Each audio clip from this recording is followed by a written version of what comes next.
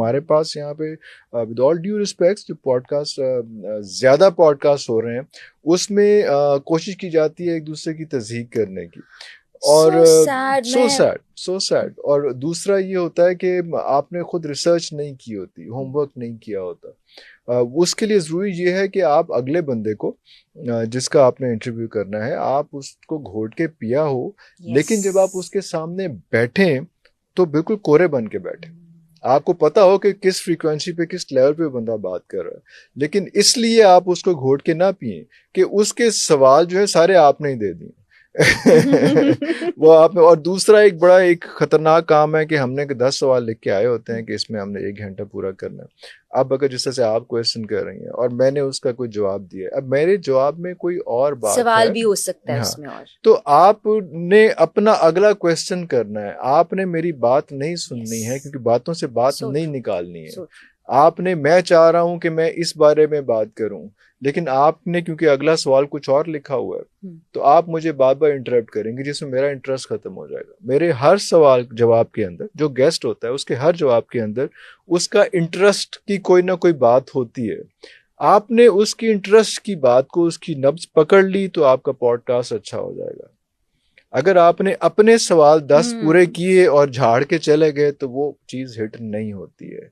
तो ये चीज़ें वो थी जो मैं जब देख रहा था और बच्चों के साथ कर रहा था इंटरव्यूज़ पॉडकास्ट के लिए, तो कोई इस किस्म का कोई जानदार बंदा नहीं मिल रहा था मुझे, और इसलिए मैंने फिर ये करना शुरू किया खुद पॉडकास्ट। और वो शायद डेस्टिनी ये थी, कुछ लोग इस तरह के मिले, स्टार्ट में टेक ऑफ ऐसा हुआ कि वो हालांकि प्लान मेरा यही था कि मैं 4-5-6 जो है वो कर लूँ, उसके बाद किसी ना किसी को जो है वो ये सौंप के मैं अपनी प्रोडक्शंस वगैरह करूँगा। लेकिन वो इतना कुछ अल्लाह ताला ने करम किया कि बेहतर हो गया कि फिर मैं जुड़ गया इस काम के साथ कि ठीक है। फिर उसमें जो गेस्ट आ रहे होते हैं, जो पर्सनैलिटीज आ रही होती हैं, उनसे बात करके मजा भी बहुत आ रहा होता है, आप सीख भी रहे होते हैं। लर्निंग जो है वो मेरी शायद पहले ये थी कि वालिद साहब मेरे जो थे वो उनको पढ़ने का बहुत शौक था, मुझे बिल्कुल नहीं था। क्या ये खुला तजाद नहीं है? तो वो जो है वो इतना कि उनकी नज़र की ऐनक जो है बहुत मोटी हो गई थी, इतने मोटे शीशे हो गए थे कि उससे ज़्यादा मोटे शीशे नहीं लग सकते थे। तो फिर उन्होंने एक मैग्नीफाइंग ग्लास मेरे से मंगवा लिया था और उससे वो पढ़ते थे, पढ़ना नहीं छोड़ते थे। फिर ये हुआ कि मैग्नीफाइंग ग्लास से भी एक हद तक नज़र जो है वो काम किया मैग्नीफाइंग ग्लास ने।